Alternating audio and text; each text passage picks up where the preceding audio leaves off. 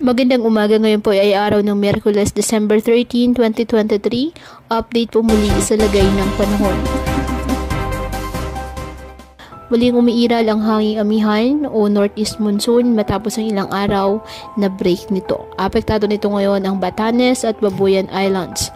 Ayon sa Pag-asa, kaya asahan po ang maulap na kalangitan at may hihinang pag-ulan sa mga nasabing lugar.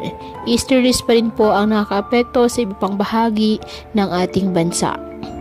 Sa ngayon, wala po tayong bagyo o low pressure area na minomonitor sa loob ng ating PAR na maaaring makaapekto sa ating bansa. Samantala, isang potensyal na bagyo ang inaasahan pa rin sa mga susunod na araw base po sa pinapakita ng ilang weather models. Ang susunod na pangalan ng bagyo na gagamitin ng Pag-asa ay Bagyong Kabayan. Ngunit ang mga nasabing forecast ay posible pa rin po na magbago, kaya patuloy lamang na magantabay ng iba pa nating weather updates at sa updates ng Pag-asa.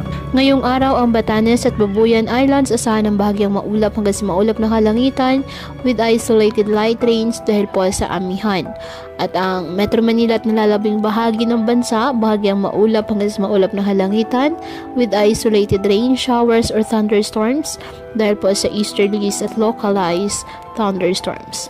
Kaya patuloy po na pinag-iingat ang ating mga kababayan sa banta pa rin ng mga pagbaha at pagguho ng lupa at ugaliin po na magdala palagi ng payong o kahit anumang panangga sa ulan o di ka naman sa init ng araw kapag lalabas ng ating mga tahanan. At yan po muna ang update sa lagay ng panahon ngayong araw.